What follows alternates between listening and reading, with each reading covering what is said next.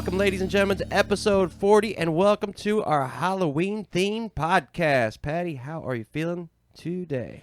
I want to know, have you ever seen the rain, Yank? Because it's pissing down outside. Yeah. Did you know a dead baby has 100 more bones than an adult baby? No, I didn't know that, no. What? What? I know this is Halloween-themed episodes, but that's a bit dark. No, I'm sorry. A baby skeleton. That's what it is. I was watching a TV show yesterday. It's got Naomi Watts. It's like a the blonde chick, I know her, creepy yeah. TV. It's kind of like American Horror Story. It seems pretty cool, but it's like there's this crazy dude that keeps sneaking in the house, and he's like, "Did you know a baby skeleton has 100 more bones than an adult skeleton?" I said it wrong earlier. Why is that? It's because they're not fused together, like they haven't... Perhaps. Like, or he's just talking shit. I don't think he was talking shit. About. I think it was like one of those oddball characters in the show that just knows strange things you shouldn't know. Like a baby skeleton has 100 more bones than an adult skeleton. That's pretty interesting. It's pretty weird. It's pretty wild. Yeah. Anyways, yes, we're going to keep this month Halloween themed. Not just some that sounds great. Halloween themed. themed. Last week we did we had bear attacks and crazy animal attacks and stuff like that. All right, what's going on today, Yank? Yeah, you don't even know. No. Speaking of good music, have you ever listened to Skid Row? No. Never even heard of them. I've heard of them. I've never really listened to them. I saw them when I was in middle school. My mom took me to Mississippi, and she took me to see Kiss. But then the two bands that opened for Kiss were Ted Nugent and Skid Row. Okay. And it was pretty fun experience as a child. But that has absolutely nothing to do with what I'm talking about today, except for the fact that what we're talking about is Skid Row, but not the band. Really? The place in Canada? They got a Skid Row in is Alberta? No, what's the place? Where Gabor Mate worked? Vancouver. Yeah. They got a Skid Row there, yeah. Well, that's weird. I think Where the Hungry Ghosts Roam, was that the fucking book I got? Where the Hungry Ghosts Roam by Gabor Mate. You got so many books here, I don't know. He's essentially in what sounds like a Skid Row in Canada. It has like hotels filled with nothing but junkies and crackheads and shit like that. But I don't remember him ever calling it Skid Row. Yeah, they've got a place. Well, I think Skid Row just means like an area full of fucking drug users and stuff like I didn't put this down in my notes, but Skid Row is actually like a logging term. Like the words actually originate from logging. I didn't put them down in my notes because I didn't think it was important. But it's something about how they put the logs off to the side of the row, and then they would like skid down. By logs, you mean like tree logs? I better just fucking freshly chopped down trees, right? Oh, I do got it right here. Fucking look at that. Etymology. Okay, the etymology, the term Skid Row or Skid Road refers to an area where city people live on the skids, which is a logging term. Loggers used to transport their logs to a nearby river by sliding them down roads made from greased skids. Loggers who had accompanied the load to the bottom of the road would wait there for transportation back up to the hill in the logging camp. By extension, the term began to be used for places where people with no money and nothing to do gathered, and became the generic term in English for a depressed street in a city. So a depressed street in a city, you call it a Skid Row. Yeah. Man, I know plenty of Skid Rows in Ireland. Every fucking street in my hometown is a Skid Row. We don't have a Skid Row in Taiwan. Well, I guess a Skid Row kind of sounds like a red light district, and we have one of those. Man, there's money. I mean, I've never been. I didn't used to go there twice a week or anything like that. They did not ever call me by my first name, nor did they start to notice when I started gaining weight. I was wondering why you had a trench coat here and a fucking pair of sunglasses. All right, so what the fuck does Skid Row have to do with fucking Halloween and our theme for the podcast today? Can you tell me, Yank? I can't. Not yet. We'll get there. So, Skid Row is a neighborhood in downtown L.A. Did you know? It's officially known as Central City East. It's one of the most condensed populations in North America of homeless people. It started out back in the 1930s, and it was the result of transient seasonal laborers.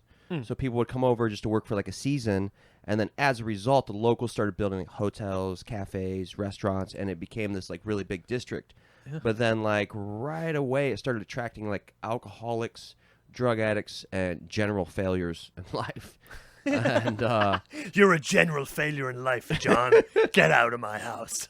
Yeah. The crazy thing, it started in the 30s. I didn't even know homelessness was a problem in the 30s, but I guess it's always kind of been an issue. Well, the 30s was the Great Depression, wasn't it? You're right. Yeah, I don't know. In When I around was them reading this times? research, I was like, really? There are homeless people in the 1930s? I didn't know that.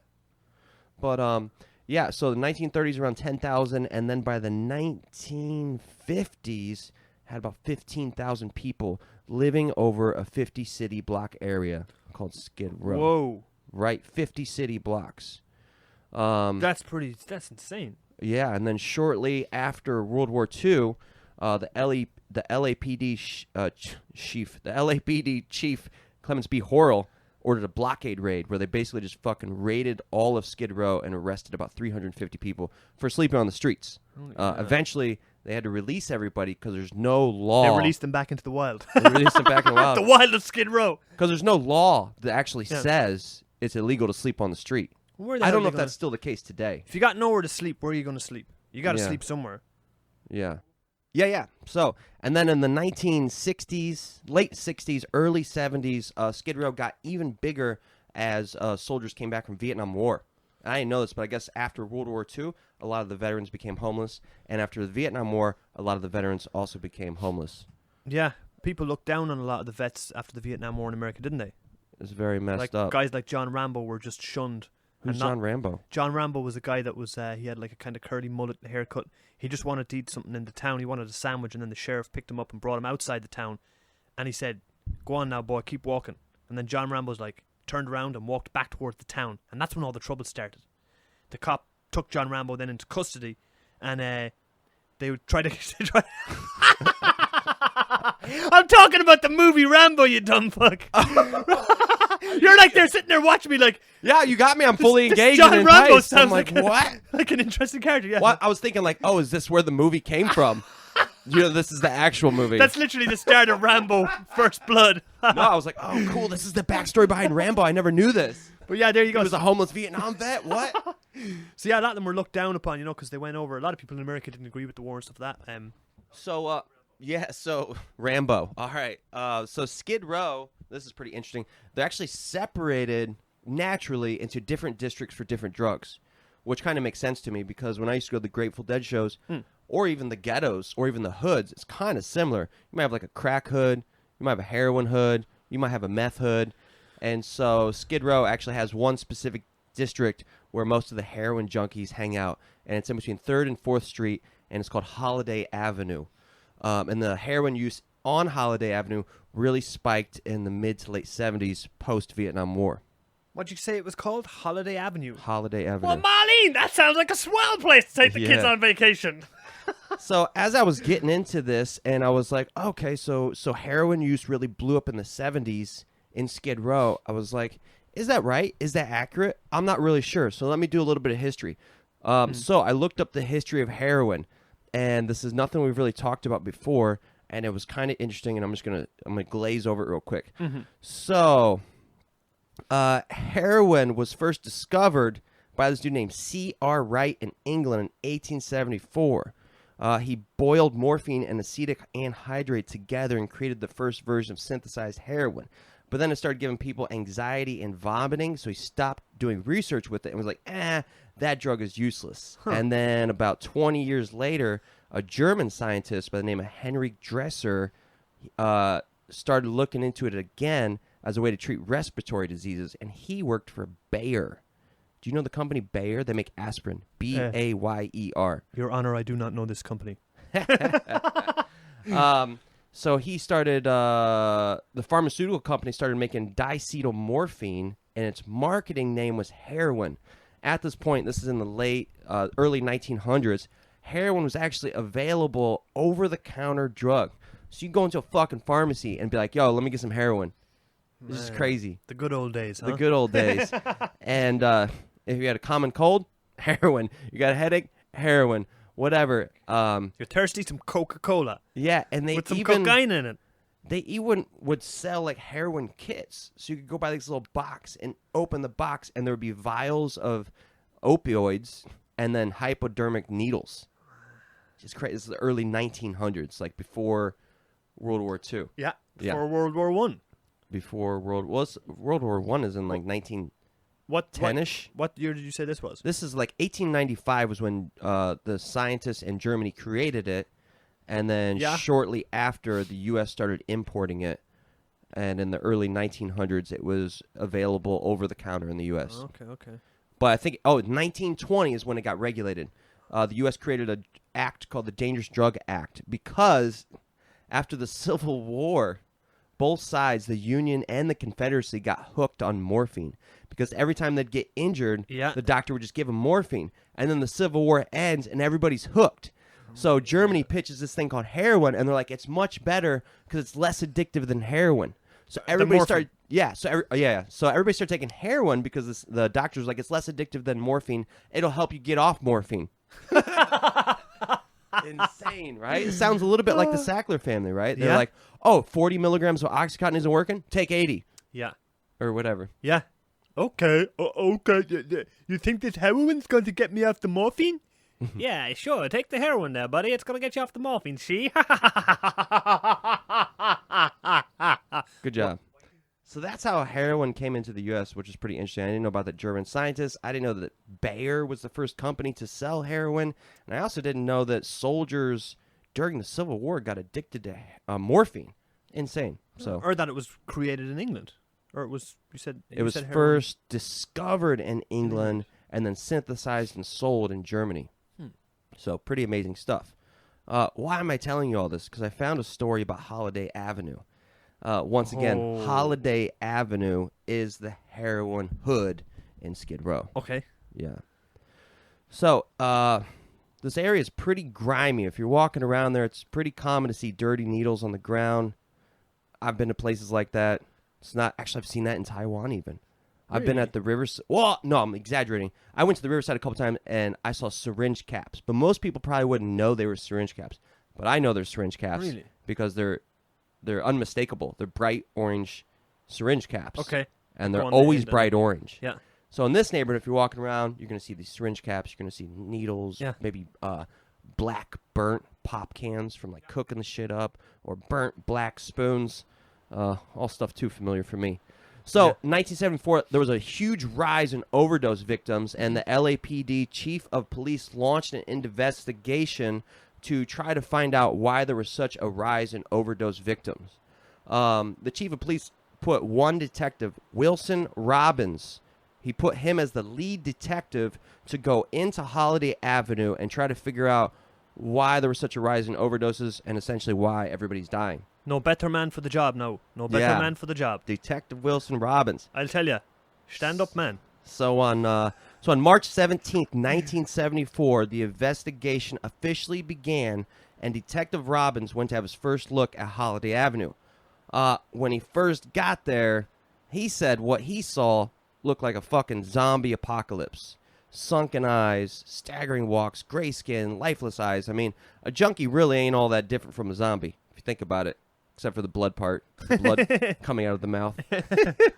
So this dude, Detective Wilson Robbins, didn't really know where to start in terms of finding the source of the heroin. So he found the soup kitchen that was in the neighborhood and ran by a couple Catholic workers, one of them being a former nun. He asked them about the heroin use and asked if there was like a lead supplier. And the former nun said the only thing she could tell him was they're a small Latino gang that often travel the streets providing crack and heroin to the homeless population. So not only is she a nun, she's also a fucking rat. Yeah. I guess you're right there. Go. So, Detective Wilson Robbins, we'll just call him Detective Robbins. Detective Robbins hired a small team of undercover detectives and dressed them up as homeless people and sent them to the area, said, you guys are going to stay here, you're going to be homeless, you need to fully immerse yourselves in this culture, right? You got to sleep on the streets, be on the streets, be the streets. So on March 20th, one of the undercover detectives' bodies was found, stabbed to death on Holiday Avenue. He had been stabbed 27 times in the chest and the abdomen with a dirty syringe. When they found his body the next day, the syringe he had been stabbed with was sticking out of his left eye. Oh, shit. Yeah. So the other four detectives were not around at the time of incident and had no details. Obviously, the investigation blew up immediately. It turned from a drug investigation to a murder investigation overnight. A few days later, as they were patrolling the streets, they found that Latino gang, arrested him, and took him in for interrogation. While they were being held and interrogated, Detective Wilson received a phone call. 2 of the other detectives were found dead. He went straight to Holiday Avenue and found this crowd of homeless people like sort of staggering around this dumpster. And when he spread them out, he saw they were like poking these 2 dead bodies that were like half in the dumpster, half out of the dumpster. And it was the detectives. This is like all these crazy old people like poking the bodies and making weird noises. They arrested the entire mob of homeless people and took them in for questioning. Unfortunately, they were all like schizophrenic or high, and they could only get something like slightly coherent out of one of them. Cool. So, they found these 2 bodies, naked, half hanging out of the dumpster. They arrest the whole crowd and take them down to the station for interrogation. So, upon autopsy of the bodies, this is a pretty interesting part. Both of the bodies that were found, the undercover detectives, appeared to have been highly addicted to heroin for several months. But they'd only been there for 3 days. Oh, what? Right. They had hard, blackened abscesses on each of their arms. I've seen that before. It's fucking disgusting. Yeah. They lost most of their weight, and they looked pretty similar to the other individuals on Holiday Avenue. So, after they got the bodies, they took the homeless people in. They tried interviewing everybody. There was only one dude that slightly had his wits about him. His name was Crosby, and he had a patch over his left eye. They're asking him, what's going on Holiday Avenue? What can you tell us about the suppliers? And he says, it's not a drug problem. They're like, what? And they're like, he's like, it's a ghost problem. And he said, anyone that stays on Holiday Avenue ages years in only days. They never last. The ghost gets hungrier and hungrier as it feeds on its victims. The gangsters, the Latino gang, get their dope from the ghost, is what he said. Every time the junkies get high, the ghost gets hungrier. He likes watching people nod out on his dope. And the more strung out they get, the more aroused he gets in wanting to go in their body and rip their spirit from their physical body. Once he's taken their spirit, he stores it underground where they're trapped to roam rat-infested tunnels. This sounds like a great fucking little idea for a horror movie. Yeah, could be, right? Could be. That's cool. So, Crosby says all this, and Detective Wilson's like, well, then, like, if it's so fucking terrible, why are you there? The homeless man leans in real close and says, I like watching them die. What? And breaks into a maniacal laugh. Dude starts fucking laughing. So, another day goes by, and the last 2 detectives remaining on Holiday Avenue quit and walk away. They're like, fucking out, can't do it anymore. So 3 out of the 5 were murdered? 3 out of the 5 were murdered, correct. Yep. And the last 2 were like, nope, we're out. We're walking away. I'll be with them guys. Right. By the end of that day, both of these men were found dead in their homes with a syringe and a tourniquet tied around their left arm. Along with that, both of them were missing their left eye. What? Yeah. Seriously? Yes. That's mental. Right. So Detective Wilson gets the call, freaks out, and jumps in his fucking car and races down to Holiday Avenue. But before he races down there, he gets a map of the underground tunnels under Holiday Avenue. And he also calls some city workers to wait for him to meet him when he gets there. Because he wants the city workers to help him lift up the sewer lid so he can climb down underground and see what's in the sewers. This is a movie.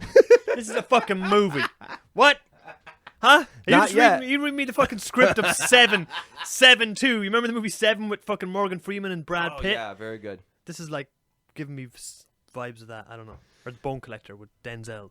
Oh, why do I forget that? Denzel, I know the name Bone Angelina Collector. Jolie, I I know think, was in Denzel. it. So, the city workers take the sewer lid off, and a rancid smell smacks everybody right in the face. It's a sewer. Of course, it's gonna be a fucking smell. True. I had the idea this was a particularly rancid-smelling sewer, but I imagine there's no good-smelling sewers. Unperturbed by this terrible wrench, Wilson climbs down the ladder and into the sewers. I don't know if you've ever been in a place like that, but he said the blackness was overwhelming, and I understand what that means. I've been in caves before in Ireland, deep underground in caves, and they'll turn off all the lights, and you cannot see any. You can't see your hand in front of your face. You can see nothing. Right, it's like a Pitch blackness. beyond blackness, right? Exactly. It's very like strange. Yeah. overwhelming and engulfing, like Yeah. you've fallen into an abyss. It's you've got your eyes wide open and you can see nothing. Yeah, but it's black. very weird. It's slightly overwhelming. Yeah. And so that's exactly how he felt. And he climbs down the ladder, jumps into this filthy water, and starts hearing indistinguishable sounds from every direction. At this point, he realizes where he is. He's in a sewer under Holiday Avenue, and also realizes he doesn't even know what the fuck he's looking for. He's just looking for something that makes sense and some sort of explanation. So with his drive to figure out what happened to his 5 friends, he just starts walking. He just starts walking, and he starts looking, and he starts walking further and further from the sewer lid that he came from. Suddenly, he squashes something beneath his foot, stops, shines his flashlight, Rat. and looks. Rat. He finds this like bloody white glob. Squats Bloody down. white what? Bloody white glob. What the fuck's a glob? Glob is like a Gunk or yeah, like gunk, Jellyish. like a wet, Okay. jellyish substance. He squats down, shines the light, takes a closer look, and sees what he thinks could be the remains of an eyeball. Then hears a swoosh of air to the right, looks, sees nothing. Then starts hearing a metal scraping coming back from the ladder that he had climbed down in the first place. He immediately knew exactly what was happening. Sprints back to the ladder and starts climbing up as quickly as they're he closing can. the fucking manhole. But they close the fucking manhole on him. What? Yeah. He banged on the stone lid. What's a sewer lid made out of? Like iron or steel or something. Yeah, Iron, that's it. I was trying to figure it out last Iron. night. So he's like banging on this iron steel lid, but they didn't let him out. And he sort of gives up, climbs back down the ladder, takes out his radio, messages the station, and tells them he's been locked in the tunnels under Holiday Avenue. But nothing went through, and he didn't hear anything back. And this was about the time he really noticed that blackness getting heavier. And along with the blackness was a silence that was encompassing him, almost as if it was waiting for him. This sounds like an epic novel or a fucking movie. I'm telling you. I'm telling you. What the hell? Like, I'm betting on it that it's that, but go, continue. Maybe it will be. Right when he got to the bottom of the ladder, he felt something climb up his left leg and bite him right on the fucking ankle. He jumped, looked down, and saw that a rat had just bit him. He screamed and shined his flashlight back the direction he'd just come from and saw hundreds of rats running at him. He turned the other direction, and just as he did, heard a voice that said, "Hurry, this way." Not knowing what to do and scared out of his fucking mind, he followed the voice. And just as he followed the voice, something fell and hit him on the head, and he realized it was a rat, and he like ripped this rat off just as it was starting to chew on his left ear. And then he looked up, and as he looked up, another rat fell on his face, started clawing his face, and dug its mouth right into his left eye, chewing it while he was alive. What? He collapses into the ground as the whole mob of rats start eating him alive. 1 second, he's screaming in bloody agony, and the next second, he finds bright lights stinging him in the eyes as he is laughing hysterically. He looks in front of him and sees that he is being interrogated in an interrogation room, and the man interrogating him is him. He looks down at his arms and sees they're blackened, sees his grungy clothes, and sees that he is the very homeless man he had been interrogating just a day prior.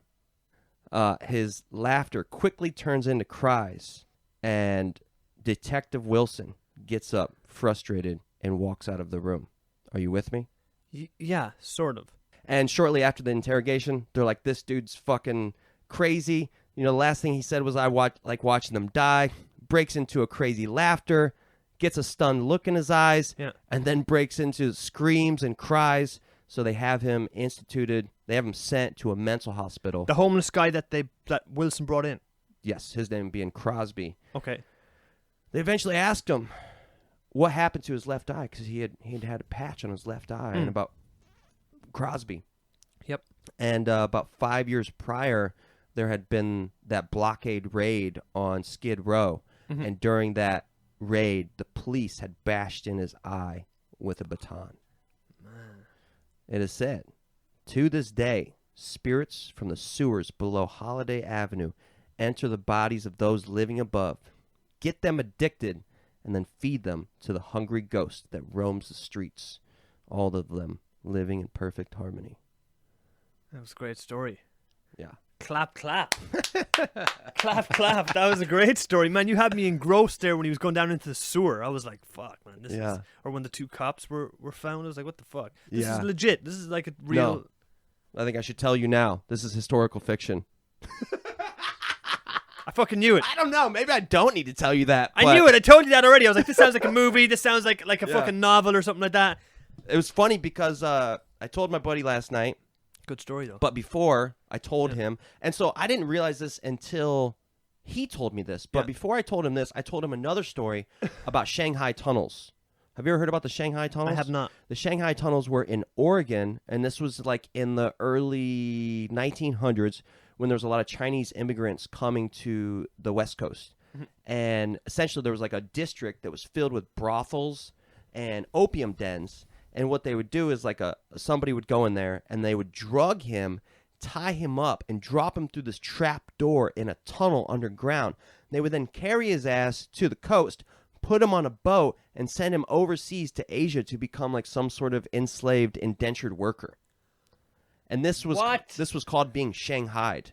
I've heard the term being Shanghai before. This is where it Shanghaied came from. onto a boat. Yeah, this is where it came from, Portland, Oregon, when they used to drug and tie up locals, or like Americans, I believe, and send them overseas to be indentured servants. Holy hell. Yeah. So I didn't realize it, but my friend last night was like, is that where you got the idea from? And maybe subconsciously, but I didn't do it consciously. Yeah.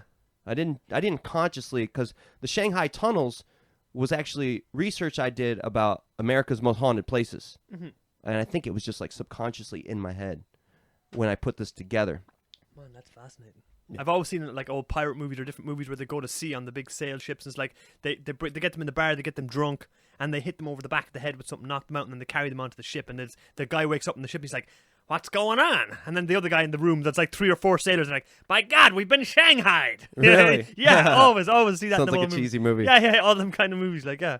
We were talking about last night, and I was like, I can't imagine. I like go out to a brothel, I'm like looking forward to having a really good night, and then somebody like slips something in my drink. Next thing I know, I wake up, I'm tied up on a boat, right? And I'm on my way to become a slave. Out at sea, there's nothing you can do. Oh, man, that's some wild shit. That is horrible. Some wild shit. Yeah. That's probably one of the worst ways to wake up after having a hangover, right? The boat, the boat part's really weird. Like just to wake up and be on the wish-wash of a boat and have absolutely no clue where you are or where you're going. It's kind of terrifying.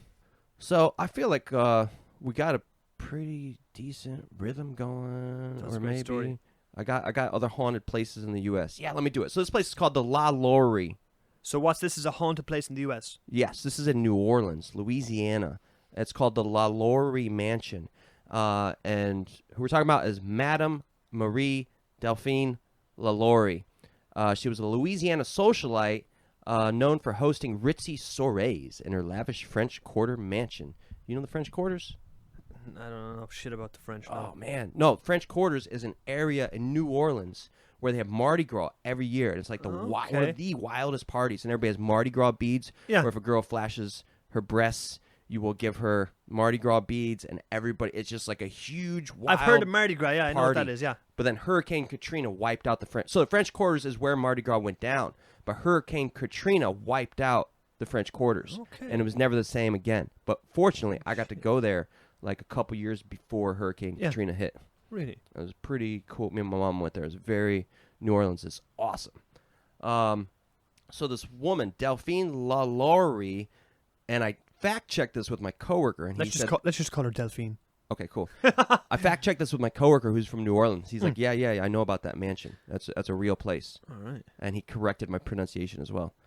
So eventually she married this dude named Louis, took his name LaLaurie, and was her third husband. She moved into his estate, and he had a bunch of slaves, and she immediately took control of them. She was a well-known sadist.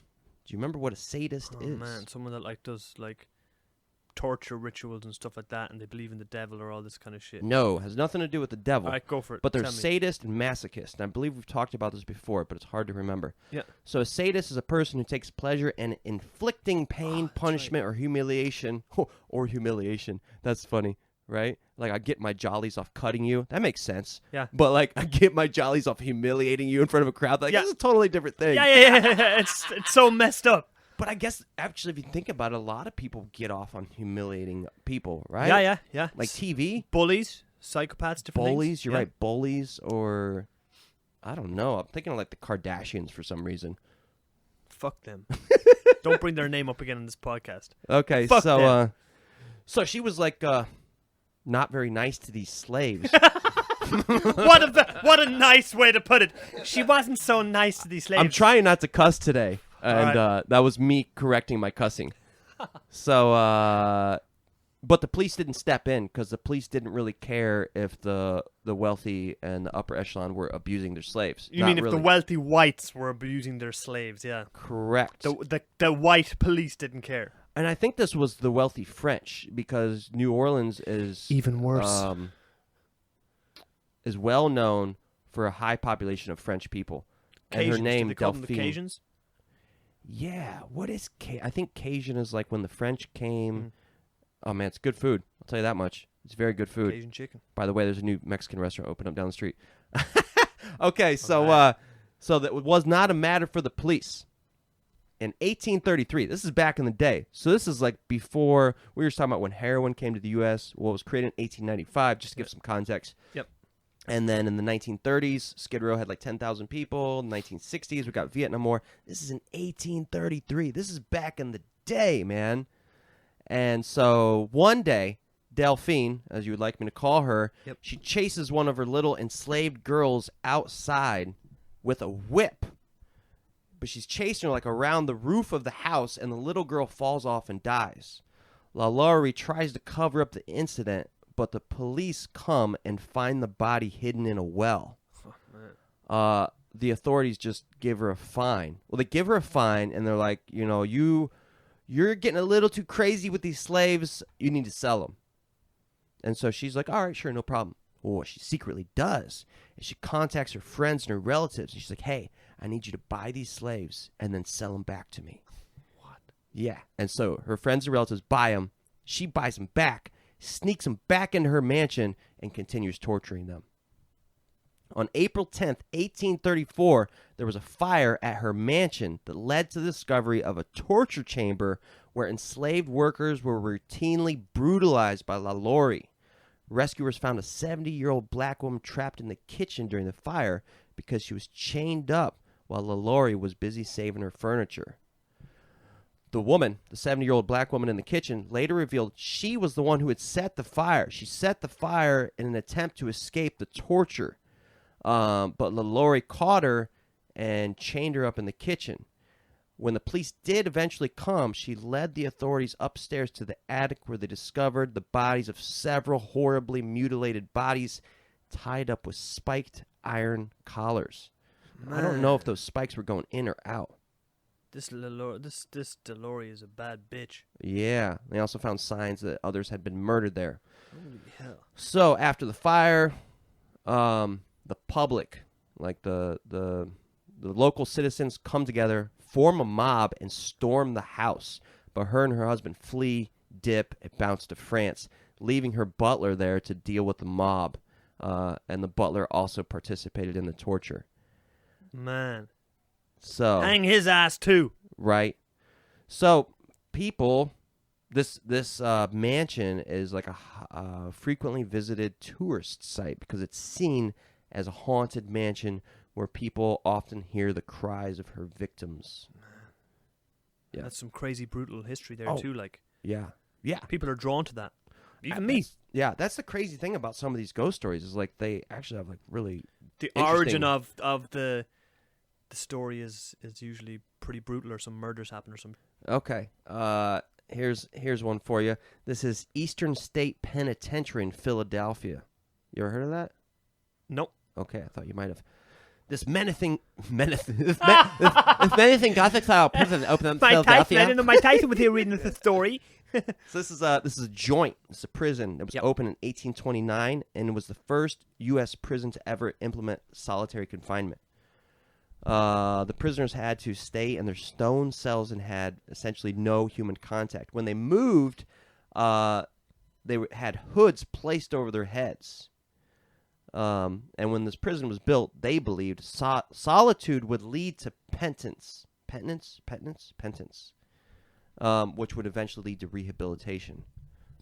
Obviously, there's a lot of hot debate over this. Well, just lock them in a room where they can't harm anybody until he hasn't harmed anybody in 5 years. He's been right. He's rehabilitated. Let him out. But their philosophy at this prison was, if we lock him up long enough, he will naturally just rehabilitate himself. And I can understand where this ignorance comes from, because this was a long time ago, right? Yeah, of course. And people weren't that smart. Everything was experimental. 1829. But like today, we know that putting somebody alone in a room for 20 to 40 years can make that way worse and give them like high levels of fucking trauma. And you can come out way worse than you were when you went in. I believe that. So the prison closed in 1971. Now, this is also a hotly visited place because many people have claimed to see the ghosts of inmates in the prison. Oh, this prison's even been visited by famous people such as Charles Dickens, who wrote, "The system is rigid, strict, and hopeless. Solitary confinement, and I believe it in its effects to be cruel and wrong." So, there was one extremely famous gangster that was at this very prison. Do you know who? What year are we talking? Mid-1900s. Mid-1900s? Maybe earlier 1900s. I wouldn't know any gangsters. 1932. Oh, 1932. Oh, it could be a ton of people. So you could have Al Capone in there. Al Capone. Okay, there you go. And when I was looking at this, it says public enemy number one. I was like, wait a second. Al Capone was public enemy number one? Wasn't John Dillinger public enemy number one? Yeah. I guess they always they update it. They change it, wouldn't they? Yeah, and then I realized there have been many public enemy number ones. Yeah. Which, how can you have more than one number one? Well, John Dillinger, he was known as public enemy number one. Al Capone was known as Scarface. Correct. Yeah. He'd a big Alfonso Scarface Capone. Yeah, he got a big scar on his cheek from a knife fight. Yeah. So Al Capone was declared public enemy number one in 1930 in Chicago. John Dillinger was declared public enemy number one by the FBI in 1934. Pretty Boy Floyd was declared public enemy number one by the FBI after the death of Dillinger. And Babyface Nelson, then Alvin Karpis. Yeah. After the death of... You know who that is? Yeah, Alvin Karpis, I've heard of him, yeah. After the death of Nelson, and then Joaquim El Chapo Guzman was declared public enemy number one. The cartel. In 2013. The Sinaloa, the Mexican cartel. Yeah, he's the most recent public enemy number one. He's in prison in America now, isn't he? I have no idea. Yeah, I never watched the show. He's the guy that tunneled. I never watched it either. I just know I watched documentaries about this. I don't even know what the show is. Okay. And another place. This place is called the Trans-Allegheny Lunatic Asylum in Weston, West Virginia. This place was built in 1858. So the one we were just talking about, the penitentiary, was built in 1837, I think. And this one was built in 1829. That prison was built in 1829. And this is called Lunatic Asylum, Insane Asylum, 1858, and opened to patients in 1864. Well, that would even be creepy. Like, doing the construction in an insane asylum before patients have come in, and you're in this huge place working late at night. I feel like it's even haunted before it begins. I know you don't believe that phooey, but even if you don't believe in the phooey, it's just creepy. I don't know. It's just weird. It's just weird to me. It sounds fresh and new, with some fresh paint on the walls. So they actually designed this place. They got this this architect named Richard Andrews who came in to maximize sunlight and fresh air, believing this would be a healing environment for the patients. By the 1950s, this facility, which was only designed for 250 people, housed 2,400 patients in crowded conditions. Obviously, and these people had everything from alcoholism to epilepsy. A lot of the patients were physically restrained and often given inhumane treatments such as electroshock therapy and lobotomies, kind of like that movie with Jack Nicholson. One Flew Over the Cuckoo's Nest. Yeah. I never read that book, but I want to. I never read the book. This place was open for about a century before being forced to close. Not very good for business. There were reforms in mental health in 1994, which inevitably closed the facility. So now ghost hunters go there searching for the ghosts of patients who died during the asylum's tenure. It's the largest hand-cut stone. Repeat that last bit again, please. Yeah, sure. And try and say it with a straight face if you can. Ghost hunters. Go on. Yeah. Let me try to get it. Ghost hunters go there searching the spirits of previous patients. Wow, the halls are like crumbling. That would be creepy.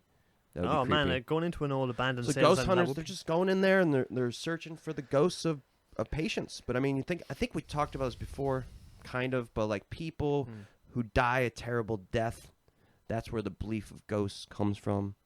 Kind of makes sense in a way, if you just like humor the thought. You know, you need peace to move on, and if you says who. According to like Buddhism or whatever, like just humor the thought. You don't have to believe the thought. No, just I humor understand. the thought. I understand. Yeah, but it kind of makes sense. Like if you die this terrible death. Maybe my dad like raped me. I'm pretty sure most people die a terrible death. Or back in them days, most people died a terrible death. I think that's right. Back in those days, it was more likely to have a terrible death. Yeah. The likelihood of you having a very bad death is very high, you know. Yeah. Okay, Waverly Hills Sanatorium. This place was a insane asylum as well. It was built in Kentucky in 1910 to treat victims with the White Plague, aka tuberculosis. At this time, there was no known cure, and the disease was fatal.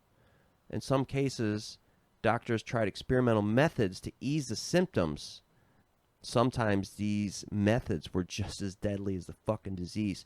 That makes me think about the COVID vaccine. I got more sick from the vaccine than I did the disease, damn it. Man. There are claims that as many as 60,000 patients died there, although other people say it's exaggerated and the number's only about 8,000. But either way, that's still a lot of fucking deaths. Yeah. Yeah, 1945 was the worst year of the tuberculosis epidemic. That's kind of interesting to think there was a time when people were dealing with tuberculosis and nowadays we're dealing with COVID. But the tuberculosis thing was like, if you get it, you're fucking dead. Yeah, that's what they're saying imagine, here, right? Just imagine for a moment that this whole COVID thing, that if you caught COVID, no matter you're young, you're old, you're fit, you're healthy, if you catch it, you're going to die. Imagine that we wouldn't be sitting here right now. This world would be insane. Pandemonium. If there's 100, like if you get it, you're done. You're fucked. You'd be talking fucking The Walking Dead stuff there. You'd be talking like post-apocalyptic shit, my man. So, Waverly Hills, the same place we're talking about right now, was a geriatric hospital from the 1960s until the 1980s. And this is when rumors in the hospital started about patients being mistreated, which is probably true. I don't know. It makes me think of like Girl Interrupted with Angelina Jolie and Winona Ryder. I don't know if I've seen that. Oh, it's really good, but it's older. But it's like a lot of those movies. There were a few movies like that where it's like he's a hot girl in an insane asylum, and so like the security guards just take advantage and sleep with them. Yeah, and it's like that was really going on. Oh, God, I almost wanted to say why not, but that's like really demented if I would say that. So I'm not going to say that. God. But if you're a psychopath, why not? If you're a psychopath and you're like there's a hot girl, like the reason I was saying they would say why not is because they're crazy, so nobody's going to believe them. So you can literally do anything you want, and no matter what they say, nobody's going to believe it. Yeah. So if you're a psychopath, why not take advantage of the situation? But if I catch you, I will hang you from a tree. So any psychopaths, hopefully there's no psychopaths listening to this thing now. It's like, the Yank said it's okay. But I'll kill you. Well, he said it's okay. So Waverly Hills was eventually closed, and just like before, we got ghost hunters, wanderers, thrill seekers, going in there, hearing slamming doors and strange noses. They heard strange noses, but maybe they were fasting and on psychedelics. Who knows? They heard footsteps and screams, but you never know. Shit could bring up past trauma, could bring up your fears. when you get really scared, it's probably possible to hallucinate in response to adrenaline. I don't know. That's some pretty serious speculation, but it is possible. So, okay, that's kind of interesting. There's people have heard phantom footsteps and voices echo in the death tunnel, the body chute, which is an underground tunnel that leads from the hospital to railway tracks at the bottom of a hill, which is the tunnel they use to transport the dead away from the hospital. Now, if there was going to be anywhere that was haunted, I would say it would be this tunnel where they transported dead bodies. Huh. Oh, and the reason they did that was so the living patients wouldn't see the dead bodies. A lot of the stories came from the 5th floor of the hospital where tuberculosis patients with mental disturbances were treated. There was one room in particular, 502, where 2 nurses are said to have killed themselves, one by hanging herself and the other by jumping to her death. So this room is claimed to be haunted. Rightfully 502. so. 502. 502, like The Shining. Did you know The Shining actually came from a real hotel? No. I deleted it because it wasn't that interesting. Yeah. But Stephen King and his wife went and stayed at this hotel one night, and it inspired the movie The Shining. And it turns out the very first people that designed it or built it went in for a season and never came back out again. And now it's like a tourist attraction, and they have The Shining playing 24 hours a day on one channel. That sounds mental. And you know that one room with the old lady? In the bathtub. That's like a real room where she was ejected from the room from some sort of gas fire. And you can stay in that room. And there's another room that's said to be haunted by like a cowboy or some shit. But you can go there, you can book a room in that room, and The Shining's playing 24 hours a day. That's creepy. That's super creepy. That's kind of creepy, yeah. Oh. Gettysburg, the largest, deadliest battle of the American Civil War. This is in Pennsylvania in 1863. We're getting a lot of history in today. Yes, we are. More than 8,000 combatants were killed at Gettysburg. And in the years since the bloody battle, there's been a whole load of ghost stories. I was trying not to cuss there. Good job, you. And events and personalities. Okay. You get a silver star. That is what I would get. So there's a place in Gettysburg called the Devil's Den, which is the site of all the heavy fighting that took place July 2nd, 1836. Several visitors have gone there and claimed to hear drum rolls and gunfire. Right. Hard to believe. The Devil's Den, I like that name, is also Great said, name for a movie. Right? I feel like it is. Oh, The Devil in Ohio. I'm thinking of that. The Devil's Den is said to be haunted by the apparently friendly and sometimes talkative ghost of a soldier wearing buckskin clothing, a large hat, and no shoes. So he's a friendly, talkative ghost. Right. He could be related to Casper, the friendly ghost. Possibly his uncle? Yeah. Grandpappy? So there was one site called Little Round Top where the Confederate troops were forced back from an assault on the flank of the Union forces. This is July 2nd, 1863. Many historians regard this point as a turning point in the war. And this is actually where a lot of Civil War enactors go to reenact the war. In 1993, there was a movie called Gettysburg, which was a dramatization of this very battle. Some of the men who were working on the film, like in between sets, were like hanging around, and like this shabby dude comes up and is like, "Hey, do you need some musket rounds?" Gives them some musket rounds, and they're like, "Oh, sweet, thank you." And then later, they like show the musket rounds to the director, and they're like, "Where the fuck did you get these? These are like fucking ancient Civil War rounds in like perfect condition." That's it. So a ghost like gave them these fucking musket Give him rounds, some bullets. but it just looked like another actor, so they didn't take it serious. Interesting. Yeah. The best of your stories was definitely the first story. Right. That was great. Yeah. You really had me on that one. It's hard to find good ghost stories.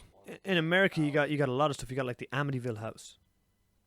Huh. Amityville house in New York. I didn't come across it. Yeah, the Amityville murders. There was I think the son murdered the whole family in the house, and then himself or the cops took him in or whatever. He said that he was told to do it by a demon dog or something like that, but he was high on LSD and shit, as far as I know.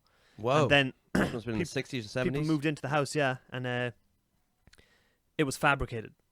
the story of the Amityville, like the Amityville Horror. They made like 10 movies or something. Like it's probably the most famous ghost story in America. The Amityville house is probably the most famous ghost story in the whole of America. No, but The Shining is more famous. Shining is not real. Like this really how The Shining was a book that Stephen King wrote. Yeah. The Amityville was a hoax that these motherfuckers pulled on the public.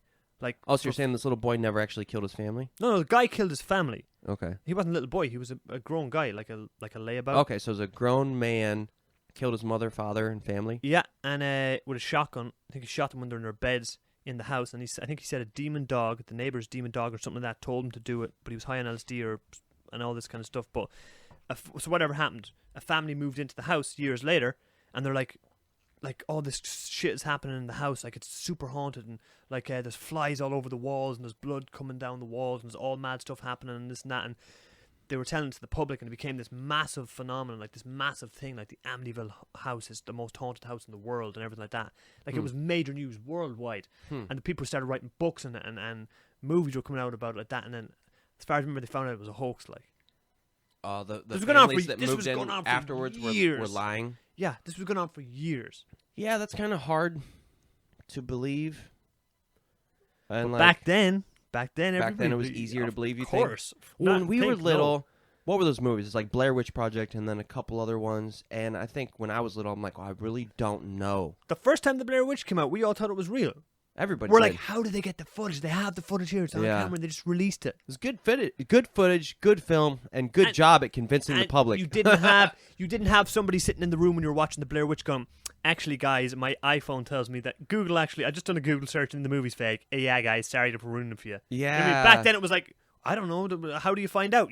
There's no way. You didn't have internet. The Blair Witch experience will never be possible again. It's done. Yeah. And the sequel. I love the sequel. I've never seen the sequel. No. The sequel is not supposed to be true. Or what? Like the sequel is like, it's a movie. It's a Hollywood film. But it was very, very good. Yeah. I must have watched it like 20 times.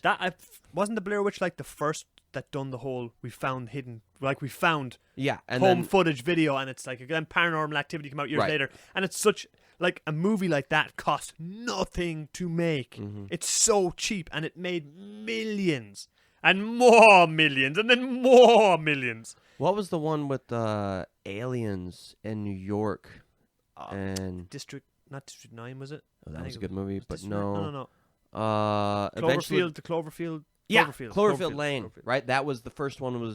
Was kind of the same camera approach. Yeah, and then eventually they had the John whatever the fuck from Roseanne. He did one of them where he has like people locked in his basement. Oh, that was Cloverfield Lane or something like that. Yeah. Oh, so good. He's awesome. Yeah. He was in a movie Denzel called Fallen that I brought up to you before. Yeah. John Goodman. I wanted to call him John Grissom. He's a very famous American author, John Grissom. Yeah. Grisham. Anyways, Yank, let's leave it there today. Sweet. That was a good podcast. I hope we didn't scare anybody at home there that's listening. You little scaredy cats, yo. I bet bear attacks and croc attacks might be scarier. That's coming next week. Yeah. So that was a good episode. Cheers for that, Yank. Keeping with the Halloween theme there. Very good.